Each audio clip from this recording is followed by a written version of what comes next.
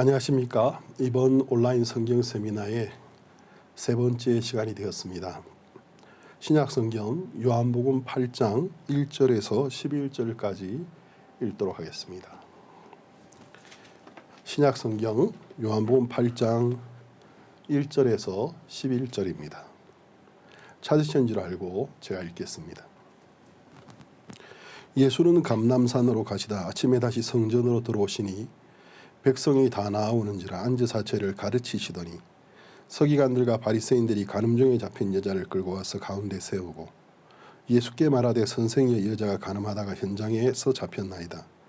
모세는 율법에 이러한 여자를 돌로 치라 명하였거니와 선생은 어떻게 말하겠나이까. 저희가 이렇게 말하면 고소할 조건을 얻고자 하며 예수를 시험함이러라. 예수께서 몸을 굽히사 손가락으로 땅에 쓰시니 저희가 묻기를 맞이 아니하는지라. 이에 일어나 가라사대 너희 중에 죄 없는 자가 먼저 돌로 치라 하시고 다시 몸을 굽히사 손가락으로 땅에 쓰시니 저희가 이 말씀을 듣고 양심의 가책을 받아 어른으로 시작하여 젊은이까지 하나씩 나가고 오직 예수와 그 가운데 서는 여자만 남았더라. 예수께서 일어나서 여자 외에 아무도 없는 것을 보시고 이르시되 여자여 너를 고소하던 그들이 어디 있느냐. 너를 정죄한 자가 없느냐. 대답하되 주여 없나이다. 예수께서 가라사대 나도 너를 정죄하지 아니하노니 가서 다시는 죄를 범치 말라 하시니라. 우리가 어제 첫날 요한복음 8장 1절에서 11절까지 간음하다가 현장에 잡힌 여자에 대해서 1절에서 3절까지 첫 시간에 나누었습니다. 첫 시간의 주제는 죄의 힘이었습니다. 두째 시간에는 4절에서 6절까지 나누었습니다. 율법의 목적과 율법의 올바른 사용에 관해서 나누었습니다. 오늘은 7절에서 9절까지 나누고자 합니다. 오늘의 주제는 율법의 행위의 무익함입니다. 6절부터 읽겠습니다. 7절부터 읽겠습니다. 저희가 묻기를 맞이 아니하는지라. 이에 일어나 가라사대 너희 중에 죄 없는 자가 먼저 돌로 치라 하시고 다시 몸을 굽히사 손가락으로 땅에 쓰시니 저희가 이 말씀을 듣고 양심의 가책을 받아 어른으로 시작하여 젊은이까지 하나씩 나가고 오직 예수와 그 가운데 서는 여자만 남았더라. 우리가 지난 시간에 나누기를 율법의 참된 목적과 올바른 사용에 대해서 율법의 참된 목적은 결론적으로 이스라엘 백성들에게 죄를 알게 하는 것이었습니다. 그래서 그들을 하나님의 긍휼 앞으로 이끄는 것이었습니다. 하나님이 이스라엘 사람들에게 율법을 주신 이유는 5가지로 저희가 생각해 보았죠. 첫 번째는 율법을 통해서 하나님을 알게 해주기를 원하셨습니다. 왜냐하면 하나님이 아브라함의 후손인 히브리 민족 이스라엘 사람들이 약속의 땅인 가나안에 들어가서 하나님의 왕국을 그들이 건설하게 되기를 원했고 또 그곳에 성전을 지어서 온 세상에 하나님의 지식을 아는 하나님을 아는 지식을 전파하는 백성이 되기를 원하셨습니다.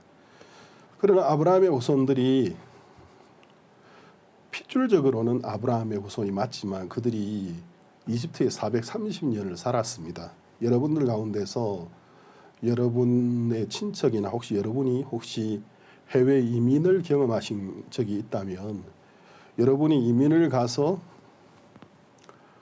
여러분의 자녀가 어린 시절에 이민을 갔거나 또는 여러분이 이민을 가고 난 다음에 현지에서 태어났거나 불과 1세대를 넘기기 전에 2세대쯤 되면 그 부모님의 모국에 대해서 그들에게 가르치는 게 굉장히 힘든 걸 느끼시게 될 겁니다. 그 자녀들이 물론 그 땅에서 태어나니까 그 나라 백성이 맞죠. 그렇지만 이제 핏줄적으로는 한국인의 피를 가지고 있는데도 한국어보다는 자기가 살고 태어난 그 나라의 언어를 훨씬 잘하고 또 그 나라의 문화나 그 나라의 종교와 어떤 동질감을 가지고 부모님이 한국에 관한 이야기를 하면 좀 이질감을 느끼는 거 여러분 굉장히 많이 느끼고 그래서 이제 그 2세대의 이민 2세대의 자녀와 부모가 세월이 흐르면 흐를수록 이제 어떤 문화의 어떤 차이라고 해야 될까요?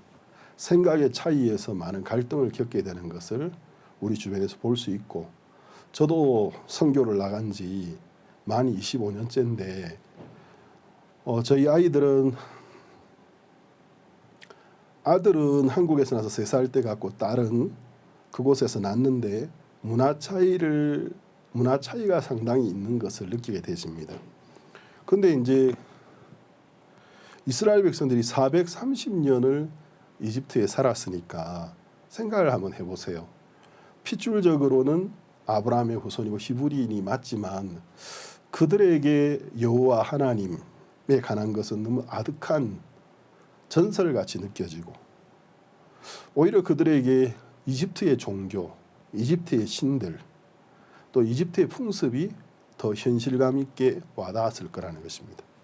그래서 그들이 이제 하나님의 큰 능력으로 출애굽을 하고 난 다음에 만약에 그 상태로 이집트에서 가나안으로 가게 된다면, 여러 가지 학자들의 의견이 좀 다르지만 이집트에서 가나안까지는 여러분이 지도를 보면 그렇게 멀지가 않았습니다. 한 보름 정도를 걸어가면 가능한 거리였다고 하는데, 넉넉 잡고 20일 또는 30일이 걸렸다고 해도 그들이 짧은 시간 안에 만약에 가나안에 들어갔다면 고생을 덜 했겠죠. 그러나 그런 상태로 가나안에 들어갔더라면 어떤 일이 일어났겠습니까? 가나안 땅에는 가나안의 그 원주민들, 토속인들 7 족속이 있었습니다. 결국 그들은 가나안 족속과 싸울 만한 힘도 없었을 것이고, 또 설령 가나안 족속들을 굴복시키고 영토를 얻어서 나라를 세운다고 해도 결국은 유이집트를 세우게 되었을 것입니다. 그래서 하나님은 그들을 그 약속의 땅으로 이끄시기 전에 그 시내 강야에서, 또 미디안 강야에서 하나님을 알게 하시고, 또 그들이 애굽에서 그 배웠던 풍습이나 종교나 이 모든 것을 다 벗겨버리기를 원하셨습니다. 그래서 율법을 주신 첫 번째 목적은 하나님을 알게 하시는 것이었습니다. 두 번째는 율법을 지키려는 노력을 통해서 이스라엘 백성들이 마음에는 원인데 율법을 지키려고 막상 해봤을 때 시도하기 전에는 그렇게 어렵게 생각이 되지 않았고 할 수 있을 것 같은 그런 어떤 생각이나 자신감이 들었지만, 막상 그들이 율법을 지키려고 했을 때 율법을 지킬 수 없는 자기의 모습을 보면서 그것을 통해서 죄에 관한 지식을 알게 되어지고, 그들이 이미 죄악 중에 있는 백성인 것을 발견하게 되기를 원하셨습니다. 세 번째는 자기들이 죄 속에 빠져 있는 아담의 자식인 것을 발견함으로 말미암아 율법의 행위가 아니고 하나님의 긍휼 앞에 나아가게 되기를 원했습니다. 제가 첫 시간에 설명드렸던 것처럼 아담과 하와가 에덴 동산에서 자유할 수 있었던 이유가 어디에 있었습니까? 하나님 앞에서 자유하기 위해서는 의가 필요합니다. 하나님은 의롭고 거룩한 분이기 때문에. 그러나 아담과 하와가 에덴 동산에 가지고 있었던 그 의는 하나님의 사랑과 하나님의 긍휼을 전적으로 믿는 믿음으로 말미암은 의였습니다. 그 의는 결코 아담과 하와가 하나님 앞에 어떤 율법적인 행위를 통해서 가진 의가 아니었습니다. 성경은 의에 관해서 이야기할 때 의에 관해서라 하면 의에 관해서라 하면은 이 세상의 임금이 이미 심판을 받았으며, 다른 말로 하면 이 세상의 임금이 사단인데 하나님의 아들 예수님이 이 세상에 오셔서 세상의 죄를 대신 짊어지고 죄의 값을 갚고 또 죽음에서 부활하심으로 이 세상의 임금의 권세를 깨트린 것이 의라고 했습니다. 하나님의 아들이 우리의 죄를 위해 죽으셨고 또 우리를 의롭다 하시게 살아나신 것이 의라 하셨습니다. 다른 말로 하면 믿음으로 말미암는 의라는 것입니다. 하나님은 그들에게 죄악된 모습을 발견하게 함으로 말미암아 그들이 하나님의 긍휼과 사랑으로 돌아오기를 원하셨습니다. 네 번째는 그때 성경에는 하나님의 비밀이 나오고 예수 그리스도의 비밀이 나옵니다. 하나님을 알기 위해서는 하나님의 비밀을 모르면 하나님을 알 수가 없습니다. 또 예수 그리스도의 비밀을 알지 못하면 예수 그리스도를 바로 알 수 없습니다. 성경은 하나님의 비밀은 그의 아들 예수 그리스도라고 하셨습니다.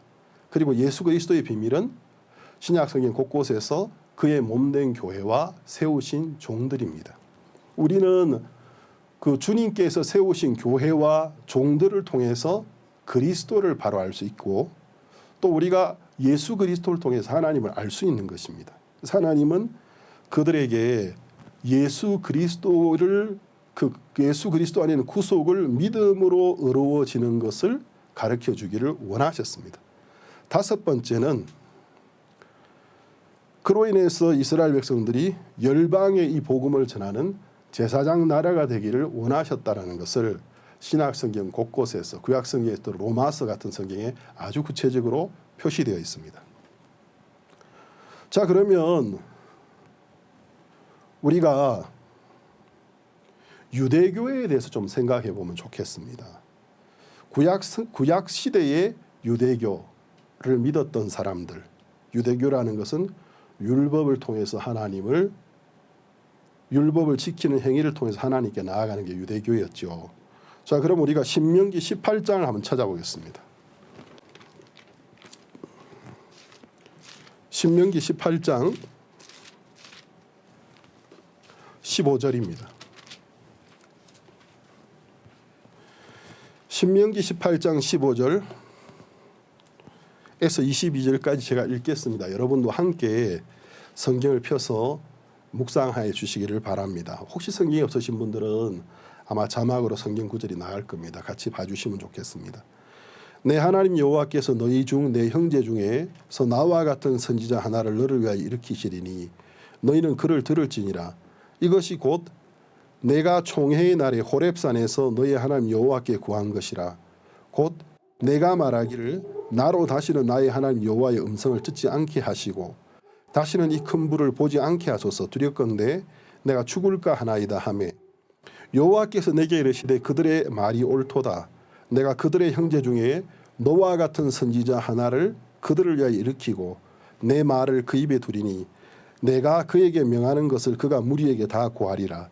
무릇 그가 내 이름으로 고하는 내 말을 듣지 아니하는 자는 내가 내게 벌을 받을 것이요 내가 고하라고 명하지 아니한 말을 어떤 선지자가 만일 방자히 내 이름으로 고하든지 다른 신들의 이름으로 말하면 그 선지자는 죽임을 당하리라 하셨느니라.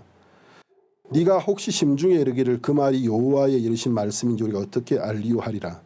만일 선지자가 있어서 여호와의 이름으로 말한 일에 증언도 없고 성취함도 없으면 이는 여호와의 말씀하신 것이 아니요 그 선지자가 방자의 한 말이니 너는 그를 두려워할지니라. 자, 여기에 보면 율법을 이스라엘 백성에게 가져왔던 모세가 이스라엘 백성에게 이야기하고 있습니다. 너희는 내 말을 거스렸다. 나도 하나님의 산에 올라갈 때 하나님이 큰 불 가운데서 내게 말씀하실 때 내가 두려워서 내게 말하지 않기를 하나님께 구하였었다. 그리고 하나님이 말씀하시기를 내가 너희들의 형제 중에 너와 같은 선지자 하나를 일으키시겠다고 하셨다. 내 말을 그 입에 두리니 내가 그에게 명하는 것을 그가 무리에게 다 고하리라. 무릇 그가 내 이름으로 고하는 내 말을 듣지 아니하는 자는 내게 벌을 받을 것이요. 자, 하나님이 모세를 통해서 이스라엘 백성에게 율법을 주셨는데 결국 이스라엘 백성들은 거역했습니다. 그 말씀을 지킬 수가 없었습니다. 근데 모세도 그가 이제 인생을 마감하기 전에 그의 소망을 이스라엘 백성들이 율법을 지킬 수 있을 거라고 생각하지 않았습니다. 모세는 그들이 다시 율법을 어길 거라고 이야기했습니다. 율법을 어겼고 또 어길 것이라고 말했고 소망을 어디에 두었느냐 하면 하나님이 너희들 가운데 후세에 나와 같은 선지자 한 명을 일으킬 거다. 내가 너희에게 한 말을 너희는 거스렸지만 하나님께서는 당신이 하고 싶은 모든 말을 그에게 주실 것이다. 그가 너희들에게 말할 때 너희가 만일 그의 말을 듣지 않으면 벌을 받게 될 것이다. 모세도 율법을 이 세상에 가져왔던 모세도 그의 소망을 그 선지자, 앞으로 이 세상에 오실 선지자, 하나님이 그에게 이 세상을 향해 하고 싶은 모든 말을 다 해줄 것이고 그분은 하나님의 말씀을 너희에게 전할 건데 너희는 그분의 말을 들으면 돼 하고 그 소망을 그분에게 두었습니다. 자, 우리가 신명기 34장 8절에서 12절까지 보겠습니다. 신명기 34장 8절에서 12절입니다. 찾으셨으면 제가 읽겠습니다. 이스라엘 자손이 모압 평지에서 애곡하는 기한이 맞도록 모세를 위하여 30일을 애곡하니라. 모세가 눈의 아들 여호수아에게 안수하였으므로 그에게 지혜의 신이 충만하니 이스라엘 자손이 여호와께서 모세에게 명하신 대로 여호수아의 말을 순종하였더라. 그 후에는 이스라엘에 모세와 같은 선지자가 일어나지 못하였나니 모세는 여호와께서 대면하여 아시던 자요 여호와께서 그를 애굽 땅에 보내사 바로와 그 모든 신하와 그 온 땅에 모든 이적과 기사와 모든 큰 권능과 위엄을 행하게 하시매 온 이스라엘 목전에서 그것을 행한 자더라. 자, 모세는 이야기하기를 너희가 내가 너희들에게 전해준 하나님의 말씀을 지키지 않았다. 그 말씀을 범했다. 나도 하나님이 그렇게 나타나실 때에 두려웠다. 그렇지만 하나님이 너희 가운데 나와 같은 선지자 한 명을 보내주시겠다고 했다. 그리고 그분에게 하나님이 인간에게 하고 싶은 모든 말씀을 다 전해주고 그가 그 말씀을 우리에게 전할 것이고 너희가 그 말을 들어야 된다. 그 말을 듣지 않으면 벌을 받게 될 거라고 말씀하셨다. 그러면 하나님이 보내신 자인 걸 어떻게 구별하느냐 하면 선지자가 한 그 모든 말이 다 그 말씀 그대로 되어질 때에 그가 여호와의 선지자인 줄을 알 수 있을 거라고 이야기했습니다. 그런데 이 신명기 34장 끝에 보면은 10절 그 후에는 이스라엘에 모세와 같은 선지자가 일어나지 못하였다고 했습니다. 모세는 여호와께서 대면하여 아시던 자요. 자, 우리가 출애굽기를 읽어보면 왜 하나님이 모세 시대에 모세를 통해 역사하셨던 것처럼 이 시대에는 역사할 수 없지? 그런 생각이 들 수가 있습니다. 모세는 하나님이 세우신 특별한 사람, 그는 하나님의 얼굴을 대면하여, 물론 하나님의 얼굴을 볼 수는 없죠. 그러나 시내산 꼭대기에서 흑암과 구름과 불꽃 가운데서 직접 대면하여 하나님의 음성을 직접 들은 자입니다. 하나님께서 이스라엘 백성이 주고자 하는 율법을 다 받아온 자였습니다. 그래서 하나님은 그 하나님이 모세를 세우신 것을 보여주기 위하여 모세를 통해 정말 많은 표적과 이적을 이루셨습니다. 그런데 모세는 내가 죽고 나면 너희들 가운데 하나님이 나 같은 선지자를 하나 보낸다고 했어. 나 같은 선지자. 근데 너희들은 내가 너희들에게 일러준 말은 거역했지. 그렇지만 그 선지자가 오면 하나님이 그 선지자의 입에다가 하나님이 너희들에게 하고 싶은 말을 다 넣어 놓으셨기 때문에 너희가 그분의 말을 듣지 않으면 죽게 될 것이라고 했습니다. 벌을 받게 될 거라고 했습니다. 결국 모세는 율법 아래에 있는 이스라엘 백성에게 자기의 소망을 그들이 율법을 지킬 거라고 생각하지 않았습니다. 그들이 율법을 어긴 것을 알았고 또 내가 죽고 난 다음에 율법을 어길 거라는 것을 모세는 알고 있었습니다. 모세는 그 소망을 어디에다 두느냐 하면 하나님이 말씀하신 나와 같은 선지자 한 명이 일어날 것을 모세는 기대했다라는 것입니다. 자, 그럼 우리가 사도행전 3장 20절 말씀을 보겠습니다. 사도행전 3장 20절.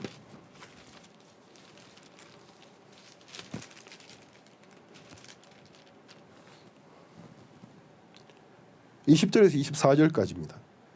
또 주께서 너희를 위하여 예정하신 그리스도 곧 예수를 보내시리니 하나님이 영원 전부터 거룩한 선지자의 입을 의탁하여 말씀하신 바 만유를 회복하실 때까지 하늘이 마땅히 그를 받아두리라.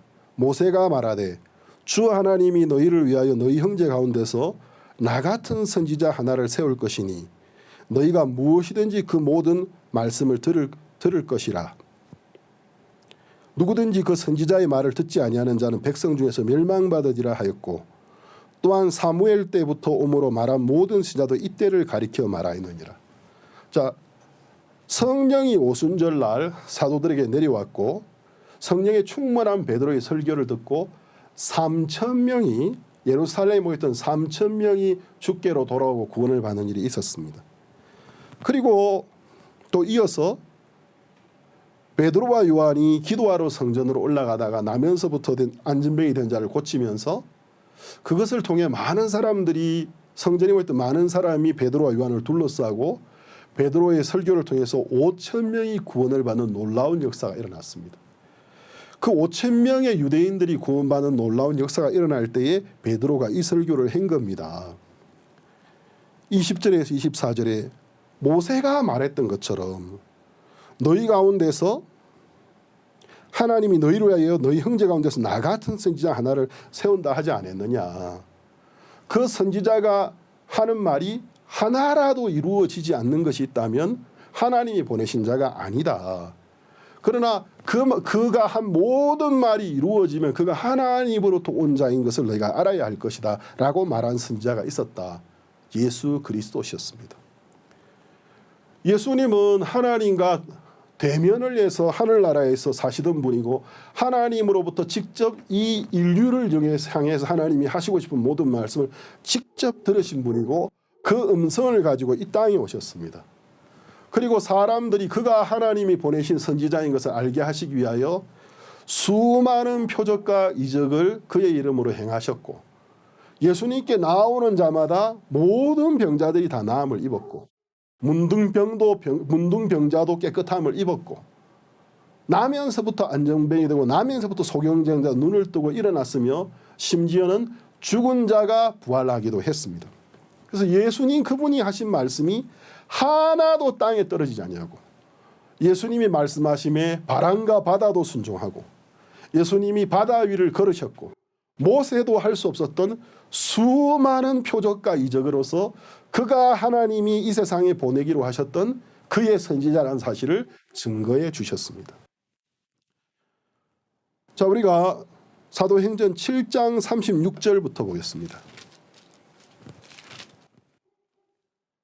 사도행전 7장 36절에서 39절까지 읽겠습니다. 이 사람이 백성을 인도하여 나오게 하고 애국과 홍해와 강야에서 40년간 기사와 표적을 행하였느니라. 이스라엘 자손을 대하여 하나님이 너희 형제 가운데서 나와 같은 선지자를 세우리라 하던 자가 곧 이 모세라. 시내산에서 말하던 그 천사와 및 우리 조상들과 함께 강야교에 있었고 또 생명의 도를 받아 우리에게 주던 자가 이 사람이라. 우리 조상들이 모세에게 복종치 아니하고 자하여 거절하며 그 마음이 도리어 애굽으로 향하여. 다음 51절로 넘어가겠습니다.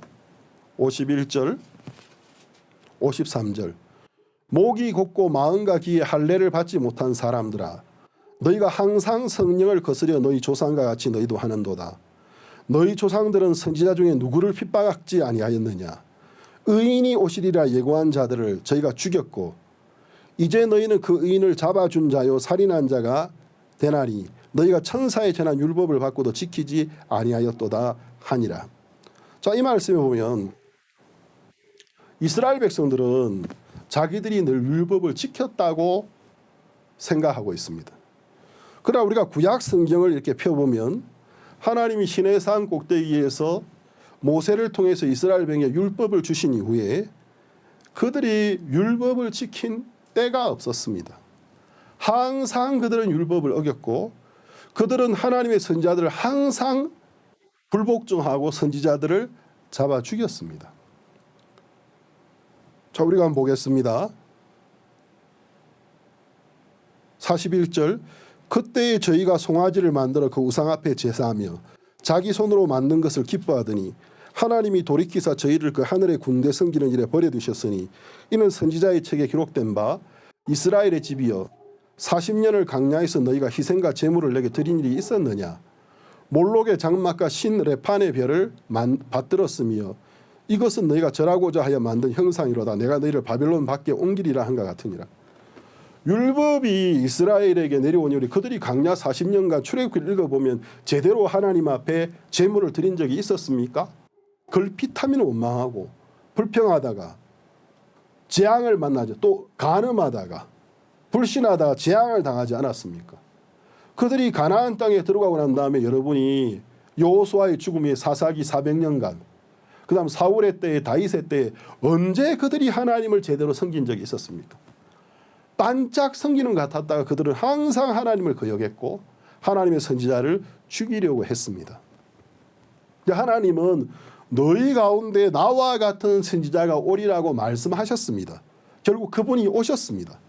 그가 말하는 대로 모든 일이 이루어졌고 그가 모든 병자의 병을 고쳤고 귀신을 쫓았고 설령 죽은 자를 죽음에서 부활시키기도 했습니다. 그러나 그들은 그 의인을 잡아 죽이는 일을 했습니다. 그 이유가 뭐냐면 51절 목이 곧고 마음과 귀에 할례를 받지 못한 사람들아 너희가 항상 성령을 거스려 너희 조상과 같이 너희도 하는도다. 너희 조상들은 선지자 중에 누구를 핍박하지 아니하였느냐. 여러분이 구약성경 읽어보면 이스라엘 백성에 대접받은 선지자가 없습니다. 그 선지자들이 죽고 난 다음에 그 묘비를 꾸미면서 참으로 하나님의 선지자였도다. 그가 내 시대에 살았더라면 나는 그분을 섬겼을 텐데 그러나 그 조상들은 선지자가 살아있었을 때 항상 선지자를 거역했습니다. 이스라엘의 역사는 하나님의 율법을 거역하고 대적한 역사였습니다. 그들이 하나님의 율법을 지킨 적이 없었습니다.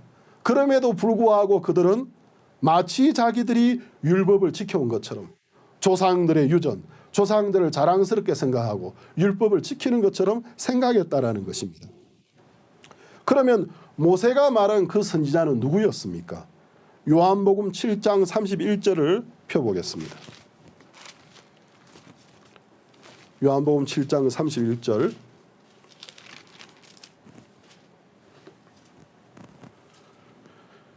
찾으셨으면 읽겠습니다. 무리 중에 많은 사람이 예수를 믿고 말하되 그리스도께서 오실지라도 그 행하실 표적이 이 사람의 행한 것보다 더 많으리야 하니. 자, 예수님이 이 땅에 계셨을 때 이스라엘 백성들이 야 모세가 말한 그 선지자가 온다 할지라도 야 그 선지자가 오신다고 할지라도 그 행하실 표적이 이 사람이 행한 것보다 더 많으리야.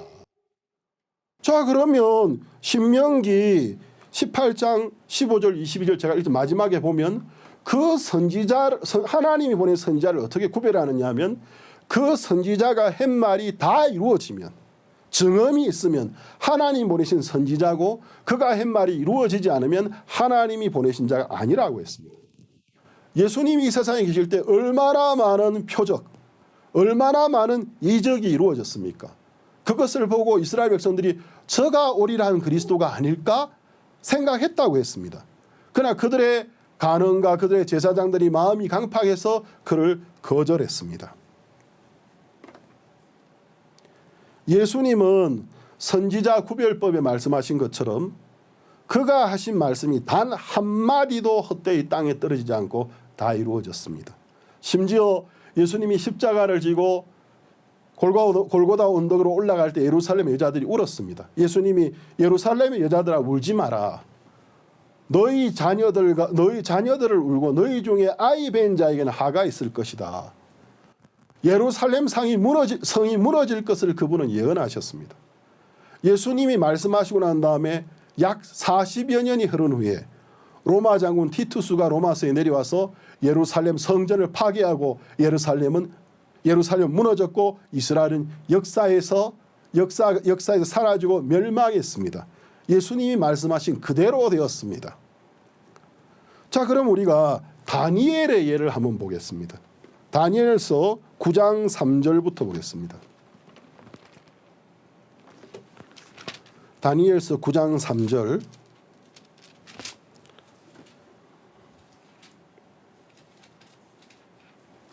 에서 19절까지.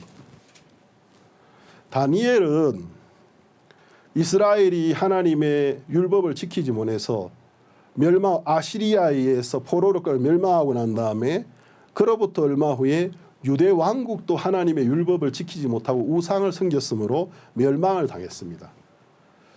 이스라엘 왕국은 아시리아에 의해서 멸망을 당했고 유다 왕국은 바벨론에 의해서 페르시아에 의해서 멸망을 당했습니다.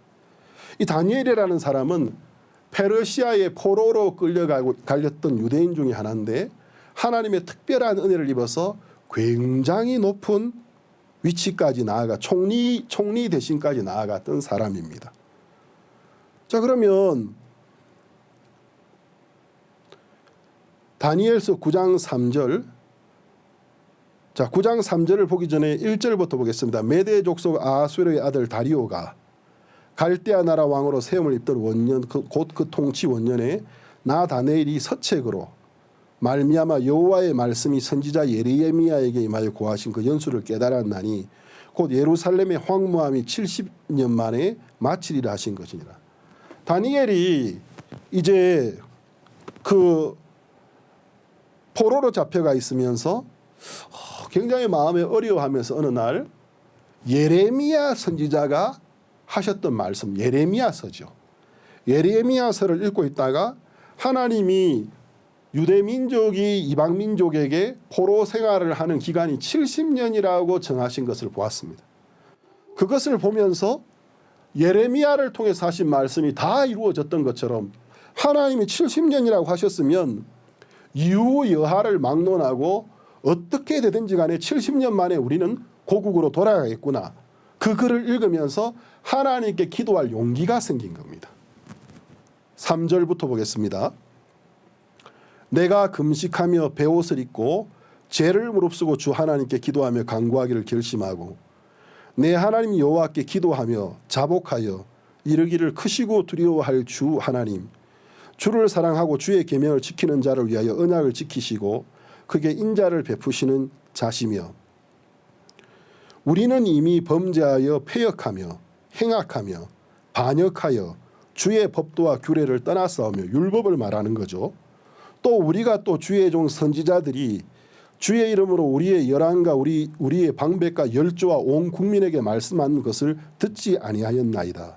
주여 공의는 주께로 돌아가고 수욕은 우리 얼굴로 돌아옴이 오늘날과 같아서 유다 사람들과 예루살렘 거민들과 이스라엘이 가까운 데 있는 자나 먼 데 있는 자가 다 주께서 쫓아보내신 각국에서 수욕을 입었사오니 이는 그들이 주께 죄를 범하였음이니이다.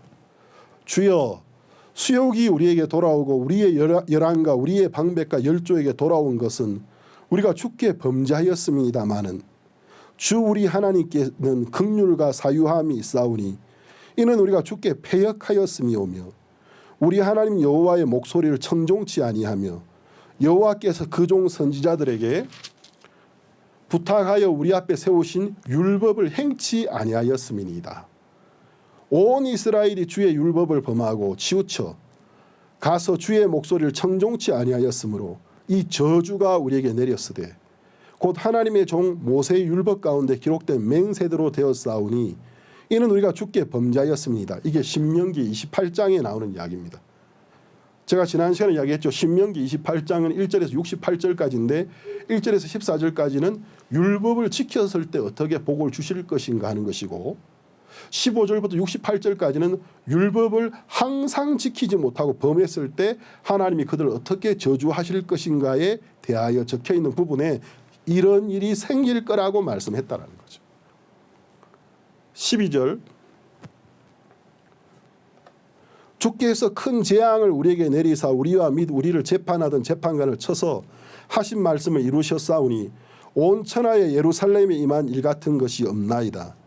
모세의 율법에 기록된 대로 이 모든 재앙이 이미 우리에게 임하였사오나 우리는 우리의 죄악을 떠나고 주의 진리를 깨닫도록 우리 하나님 여호와의 은총을 간구치 아니하였나이다. 이러므로 여호와께서 재앙을 간직하여 두셨다가 우리에게 임하게 하셨사오니 우리의 하나님 여호와는 행하시는 모든 일이 공의로우시나 우리가 그 목소리를 청종치 아니하였음이니이다. 강한 손으로 주의 백성을 애굽 땅에서 인도하여 내시고 오늘날과 같이 명성을 얻으신 우리 주 하나님이여 우리가 범죄하였고 악을 행하였나이다. 주여 내가 구하옵나니 주는 주의 공의를 쫓으사 주의 분노를 주의 성 예루살렘 주의 거룩한 산에서 떠나게 하옵소서. 이는 우리의 죄와 우리 열조의 죄악을 인하여 예루살렘과 주의 백성이 사면에 있는 자에게 수욕을 받음이니이다. 그러하온즉 우리 하나님이여 지금 주의 종의 기도와 간구를 들으시고 주를 위하여 주의 얼굴빛을 주의 황폐한 성소에 비치시옵소서. 나의 하나님이여 귀를 기울여 들으시며 눈을 떠서 우리의 황폐된 상황과 주의 이름으로 일컫는 성을 보옵소서. 우리가 주의 앞에 간구하옵는 것은 우리의 의를 의지하여 하는 것이 아니요 주의 큰 긍휼을 의지하여 함이오니 주여 들으소서. 주여 용서하소서. 주여 들으시고 행하소서. 지체치 마옵소서. 나의 하나님이여 주 자신을 위하여 하시옵소서. 이는 주의 성과 주의 백성이 주의 이름으로 일컫는 바 됨이니이다. 좀 길지만 제가 3절에서 19절까지 다 읽었습니다. 자, 여러분이 다니엘이 하나님 앞에 자복하는 기도를 들어보시면 계속해서 반복하는 것이 우리는 주의 율례를 어겼습니다. 우리는 주께서 세우신 율법을 어겼습니다. 우리는 범죄했습니다. 우리는 당신이 보내신 선지자의 말을 다 거역했습니다. 그래서 마지막에 기도하기를 긍휼을 베풀어 주시옵소서. 18절에 나의 하나님이여 귀를 기울여 들으시며 눈을 떠서 우리의 황폐된 상황과 주의 이름으로 일컫는 성을 보옵소서. 그 다음 우리가 주의 앞에 간구하옵는 것은 뭐라고 합니까? 우리의 의를 의지하여 하는 것이 아니요 주의 큰 긍휼을 의지하여 함이오니 주여 들으소서. 주여 용서하소서. 자, 결국 다니엘이 하나님 앞에 하는 기도가 뭐죠? 하나님, 우리는 율법을 어겼습니다. 당신이 애굽에서 강한 손으로 애굽을 쳐서 우리를 끄집어내신 그날부터 오늘까지 우리는 당신이 주신 율법을 어겼습니다. 우리는 율법을 지킬 수가 없습니다. 내가 지금 하나님 앞에 기도하는 것은 우리의 의를 의지해서 하는 것이 아닙니다. 우리의 의가 없습니다. 주의 큰 긍휼을 의지하여 기도하느니 용서해. 다윗이 무엇을 구하고 있습니까? 무조건적인 속죄, 무조건적인 용서, 아무런 조건 없는 죄사함을 하나님 앞에 은혜를 구하고 있는 것입니다. 자, 다니엘이 이렇게 기도했을 때 이 기도가 하나님의 마음에 상달했고 이 기도가 하나님이 원하시던 율법을 인간에게 주실 때 하나님이 원하시던 기도였습니다. 자, 20절을 보겠습니다. 내가 이같이 말하여 기도하며 내 죄와 및 내 백성 이스라엘의 죄를 자복하고 내 하나님의 거룩한 산을 위하여 내 하나님 여호와 앞에 간구할 때 곧 내가 말하여 기도할 때 이전 이상 중에 본 그 사람 가브리엘이 빨리 날아서 저녁 제사를 드릴 때쯤에 내게 이르더니 내게 가르치며 내게 말하여 가로되 다니엘아 내가 이제 네게 지혜와 총명을 주려고 나왔나니 곧 네가 기도를 시작할 쯤에 명령이 내렸으므로 이제 내게 구하러 왔느니라. 너는 크게 은총을 입은 자라. 그런데 너는 이 일을 생각하고 그 이상을 깨달을지니라. 내 백성과 내 거룩한 성을 위하여 70일에로 기한을 정하였나니 허물이 마치며 죄가 끝나며 죄악이 영속되며 영원한 의가 드러나며 이상과 예언이 응하며 또 지극히 거룩한 자가 기름 부음을 받으리라. 그러므로 너는 깨달아 알지니라. 예루살렘을 중건하라는 영이 날 때부터 기름 부음을 받은 자가 왕이 일어나기까지 7일에와 62일에가 지날 것이요 그때 곤란한 동안에 성이 중건되어 거리와 해자가 이룰 것이며 62일의 후에 기름 부음을 받은 자가 끊어져 없어질 것이며 장차 한 왕의 백성이 와서 그 성읍과 성소를 해파하려니와 그의 종말은 홍수에 엄몰될 같을 것이며 또 끝까지 전쟁이 있으리니 항폐할 것이 작정되었느니라.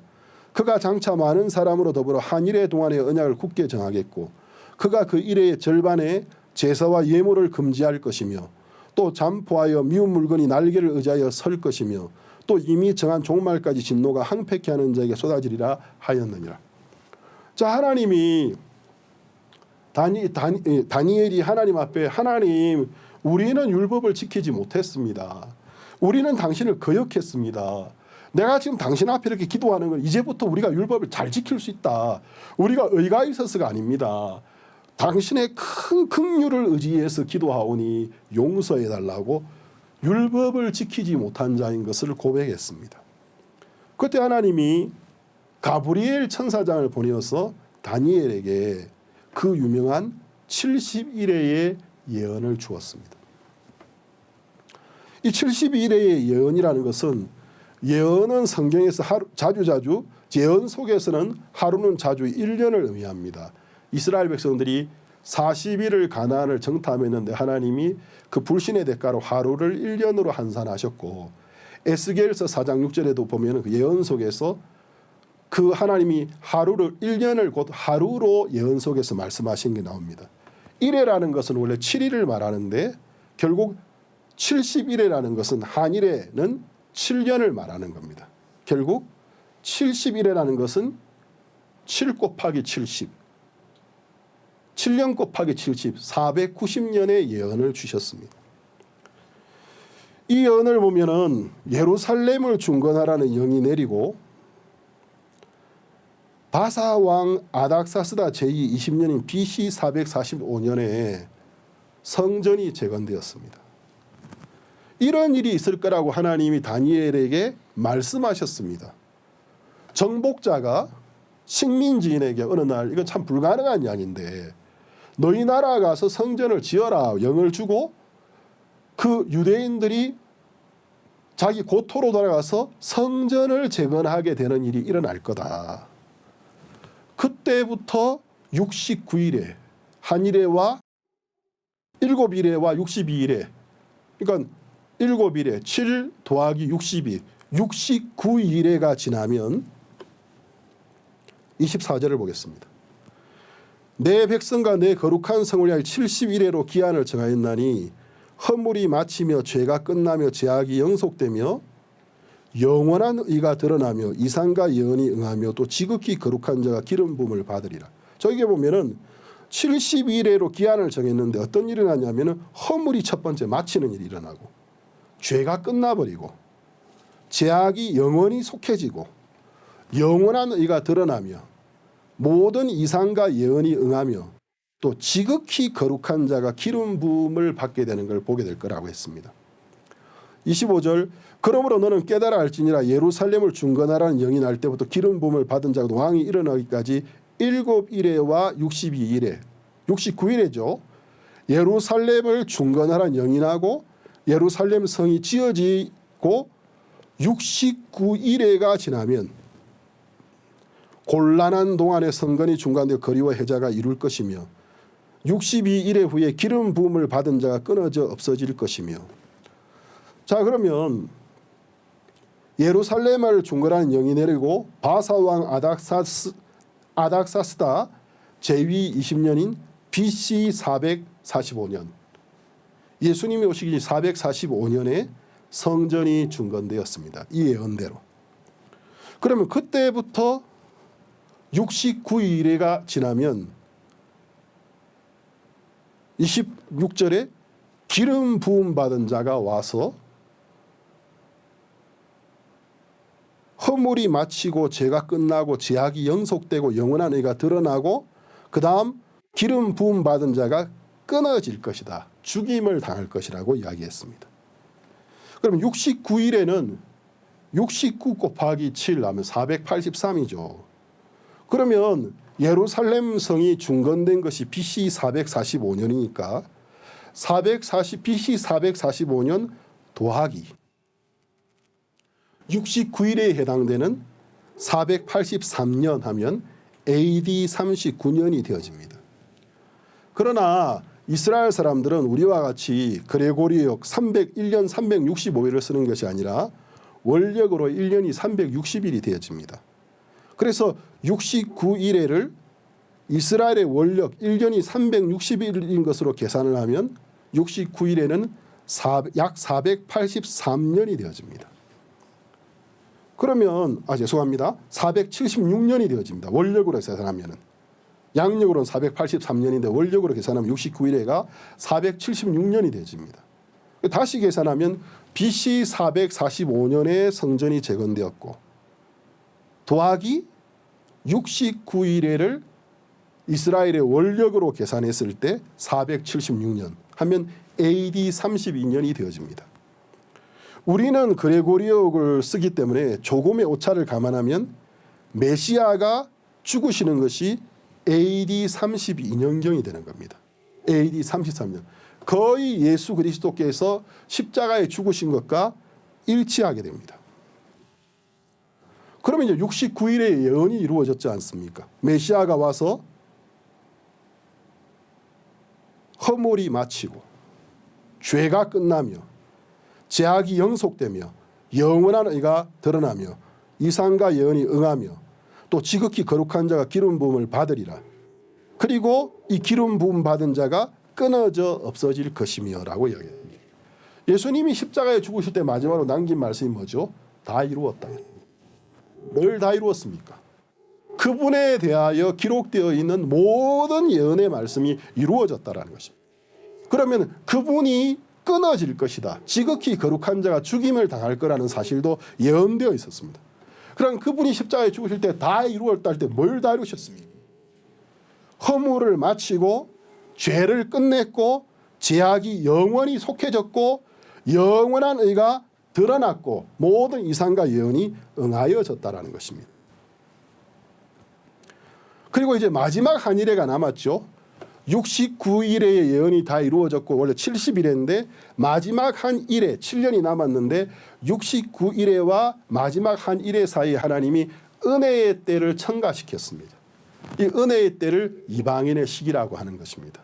본 백성이 아니었던 이방인들에게 복음이 전파되는 시기를 은혜의 때를 하나님 주셨고 이방인의 충만한 수가 구원을 받게 되어지면 이방인의 때가 끝나고 마지막 7년 마지막 한 일회의 예언이 카운트다운이 시작되어질 것입니다. 자, 그럼 우리가 구약시대와 신약시대의 중간기 구약의 마지막 선지자가 말라기였고 말라기 선지자 이후에 세례 요한이 나타날 때까지 400년 동안 더 이상 이스라엘에는 하나님의 선지자가 나타나질 않았습니다. 하나님의 선지자가 나타나서 하나님의 뜻을 전해주는 일이 없었습니다. 이것을 신구약 중간기라고 부르고 또 다른 말은 400년간의 영적 암흑기라고 부릅니다. 그럼 우리가 이제 구약 시대의 원래 유대교를 좀 살펴봤지 않습니까? 모세의 경우, 다니엘의 경우 그들은 우리가 율법을 다 지켰어. 나는 율법을 다 지켜서 그러니까 너희도 지킬 수 있어. 그렇게 말하지 않았습니다. 그들이 결국 한 말은 결국 우리는 율법을 지키지 못했다. 너희들은 결국 율법을 어겼다. 그러면서 하나님의 긍휼을 의지하고 하나님의 의를 의지해서 하나님 우리를 불쌍히 여겨달라고 하나님 앞에 나아갔을 때 하나님이 그 선지자들에게 메시아가 이 세상에 오셔서 은혜로 값없이 하나님의 긍휼로 인류를 죄에서 구원해 줄 사실을 가르쳐 주셨습니다. 그들은 비록 예수님이 오시기 전 시대에 살았지만 멀리서 그 예언이 이루어질 것을 바라보면서 즐거워했고 시공의 차이는 있었지만 그 말씀이 그대로 이루어질 걸 믿는 믿음의 의를 그들은 소유했고 그래서 하나님 앞에 의인으로 거룩한 자로 부름을 입은 삶을 살았었다는 것입니다. 그러나 이제 마지막 선지자인 말라기 시대 이후에 세례 요한이 나타날 때까지 400년 동안에 영적 암흑기가 오는데 왜 영적 암흑기라 부르냐면 더 이상 선지자가 나타나지 않았어요. 그때 이스라엘에 무슨 일이 일어났느냐 하면 이제 이스라엘 역사는 아시리아에 의해서 북이스라엘 왕국 원래 하나의 왕국이었는데 다윗 아들 솔로몬 이후에 그 손자 때 북이스라엘과 남유대 왕국으로 분열되었습니다. 북이스라엘 민족은 결국 아시리아에 의해서 멸망해버렸고 좀 더 있다가 남유다 왕국은 다윗의 후손들이 통치했는데 바벨론에 의해서 멸망했습니다. 그리고 이제 70년의 포로 생활을 마치고 그들이 돌아왔을 때 이스라엘 원래의 12지파의 모양으로 다 돌아온 것이 아니고 많은 사람들이 돌아오지 못한 상태로 나라가 손상된 상태로 그들은 돌아와서 성전을 지었습니다.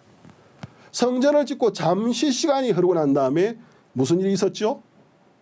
헬레니즘, 그리스가 지중해 연안을 정복하고 통치하는 알렉산더 대왕이 나타나면서 그 알렉산더가 나라를 정복하는 것마다 헬레니즘, 비잔틴 문화, 그 헬레니즘, 그리스 문화를 전파하는 일이 일어났습니다.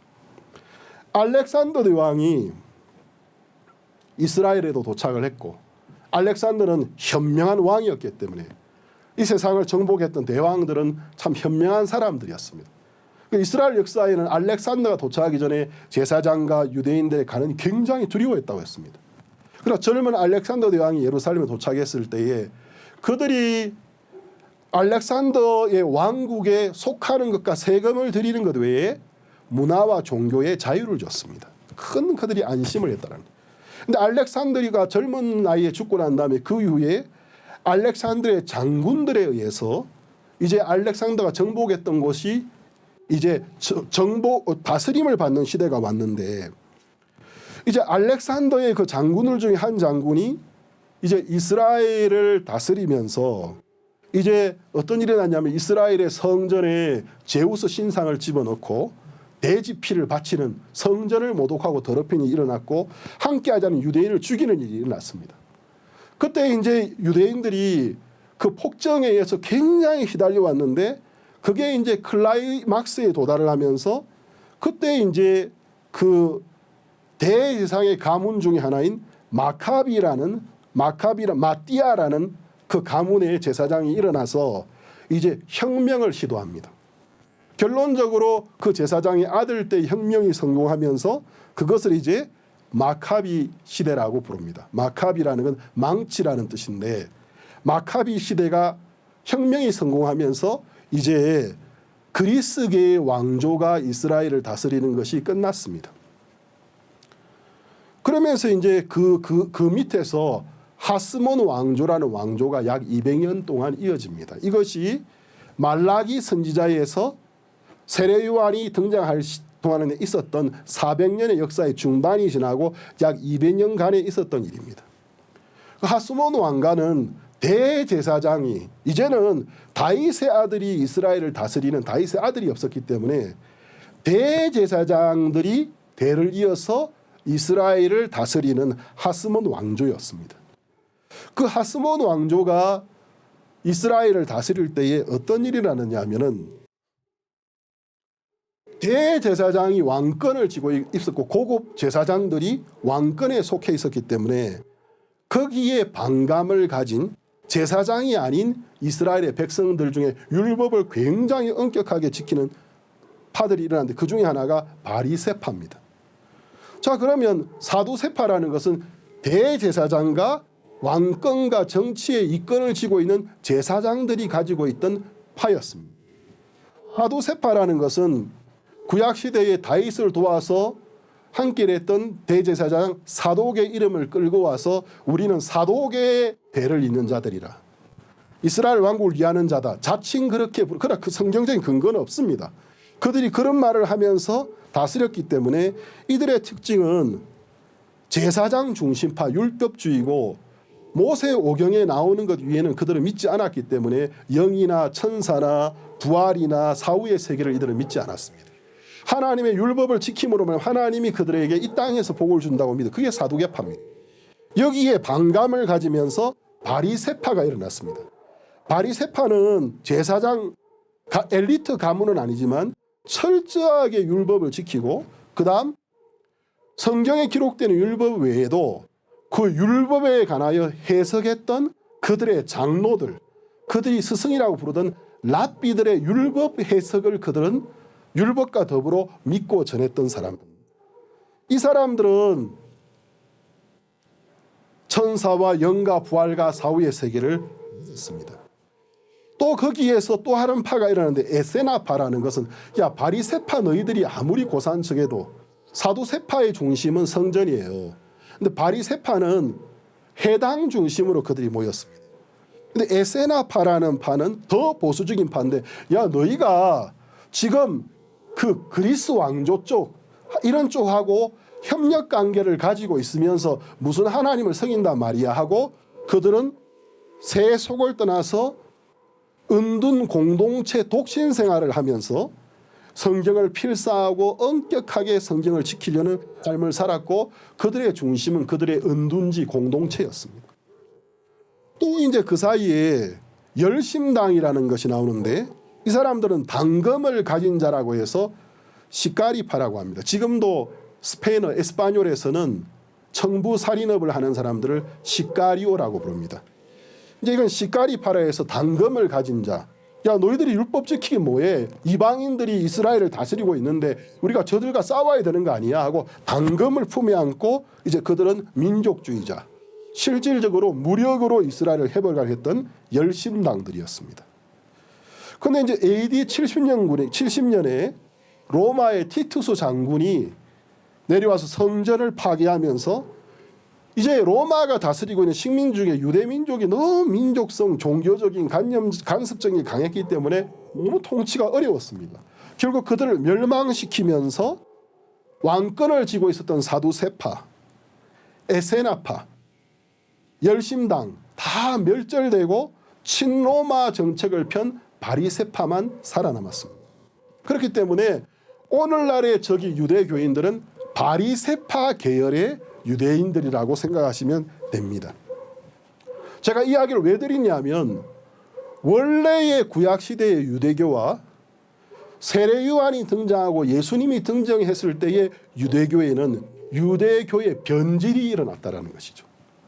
그래서 그들은 사두개인들은 왕권을 쥐고 정복자, 전에는 그리스에 대항했고 나중에는 로마인들과 결탁되어 있었고 바리새인들은 사두개인들과 대립관계에 있으면서 이들도 로마인들과 결탁되어 있었고 이들은 성경 그 자체보다도 그들의 랍비들이 해석한 것을 더 믿었습니다. 예수님이 이 부분에 대해서 신랄하게 책망하셨습니다.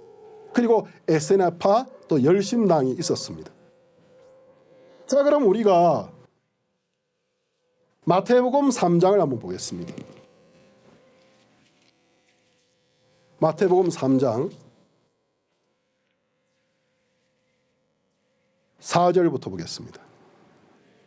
이 요한은 약태터옷을 입고 허리에 가죽띠를 띠고 음식은 메뚜기와 석청이었더라. 이때 예루살렘과 온 유대와 요단강 사방에서 다 그에게 나와 자기들의 죄를 자복하고 요단강에서 그에게 세례를 받더니 요한이 많은 바리새인과 사두개인이 자 바리새파 사두개파 400년의 영적 암흑기 기간에 탄생한 유대인의 가장 어떤 주도권을 쥐고 있던 종파들이야. 바리새인과 사두개인이 세례를 베풀어 오는 것을 보고 이르되 독사의 자식들아 누가 너희를 가르쳐 임박한 진노를 피하라 하더냐. 그러므로 회개에 합당한 열매를 맺고 속으로 아브라함이 우리 조상이라고 생각지 말라. 내가 너에게 이르노니 하나님이 능히 이 돌들로도 아브라함의 자손이 되게 하시리라. 이미 도끼가 나무 뿌리에 놓였으니 좋은 열매 맺지 아니하는 나무마다 찍어 불에 던지우리라. 나는 너희로 회개케 하기 위하여 물로 세례를 주거니와 내 뒤에 오시는 이는 나보다 능력이 많으시니 나는 그의 신을 들기도 감당치 못하겠노라. 그는 성령과 불로 너희에게 세례를 주실 것이요 손에 키를 들고 자기의 타작마당을 정하게 하사 알곡은 모아 곡간에 들이고 쭉정이는 꺼지지 않는 불에 태우시리라. 자, 여기에 보면 400년 만에 선지자가 세례요한이라는 선지자가 나타났습니다. 곧 이어서 예수님이 오셨죠. 세례요한은 그 바리새인과 사두개인들을 뭐라고 불렀습니까? 독사의 새끼들하고 이야기했습니다. 너희들이 하나님의 나라와 무슨 상관이 있느냐. 예수님께서도 사두개인들과 바리새인들을 배척하셨습니다.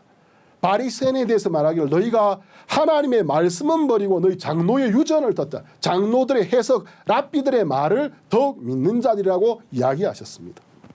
우리가 이 말씀을 통해서 원래 하나님이 이스라엘 민족에 주셨던 유대교, 율법을 가지고 모세는 자기도 율법을 못 지켰고 이스라엘 백성들이 율법을 못 지켰고 앞으로도 못 지킬 거라는 사실을 이야기했고 그러면서 너희 가운데 나와 같은 선지자를 하나님 한 분 보내실 텐데 그분을 기다려라. 그분의 말을 들어야 된다고 이야기했습니다. 많은 분들이 있지만 다니엘도 하나님 우리는 율법을 지키지 못했습니다. 우리는 당신의 율법을 어겼습니다. 우리는 당신의 기도할 말은 아무런 의의가 없습니다. 우리가 당신의 의를 힘입어서 당신의 긍휼을 힘입어서 기도합니다. 우리를 불쌍히 여겨주십시오. 우리를 용서해 주십시오 하고 기도했을 때 하나님 그 기도를 기뻐하시고 메시아가 오셔서 그들에게 자유를 주고 죄를 끝내고 허물을 끝낼 것을 가르쳐주지 않았습니까? 이것이 진정한 유대교였습니다. 율법을 통해서 하나님을 알고 자기의 제약된 모습을 깨닫고 자기들이 도저히 율법을 지킬 수 없는 것을 깨닫고 마음을 낮추고 하나님의 긍휼을 구하고 하나님이 예수 그리스도를 보내어 주셔서 그들을 구원해 줄 메시아를 기대하고 메시아를 믿음으로 구원을 받아야 되는데 400년이라는 공백기가 지나고 난 다음에 예수님이 이 땅에 오셨을 때 과간이었습니다. 율법을 지킨다고 하는 사람들이 이 땅에 있었습니다. 율법을 지켰다고 말하는 자들이 있었습니다. 그들이 바로 사두개인들, 바리새인들, 또 그 외에 에세나파 열심당이었습니다. 세례요한은 뭐라고 했습니까? 독사의 새끼들하고 이야기했습니다. 누가 너희에게 임박한 진노를 피하라 하더냐? 너희가 아브라함의 자손, 너희들은 아브라함의 자손이 아니다. 너희들은 마귀의 자식이라고 이야기했습니다. 예수님도 그렇게 말씀하셨습니다.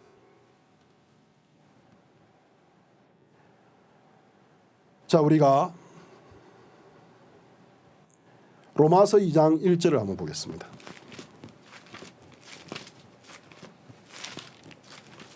로마서 2장 1절 1절에서 5절까지 보겠습니다. 그러므로 남을 판단하는 사람아 무릇 누구든지 네가 핑계치 못할 것은 남을 판단하는 것으로 네가 너를 정죄함이니 판단하는 네가 같은 일을 행하느니라. 이런 일을 행하는 자에게 하나님의 판단이 진리대로 되는 줄 우리가 아노라. 이런 일을 행하는 자를 판단하고도 같은 일을 행하는 사람은 네가 하나님의 판단을 피할 줄로 생각하느냐.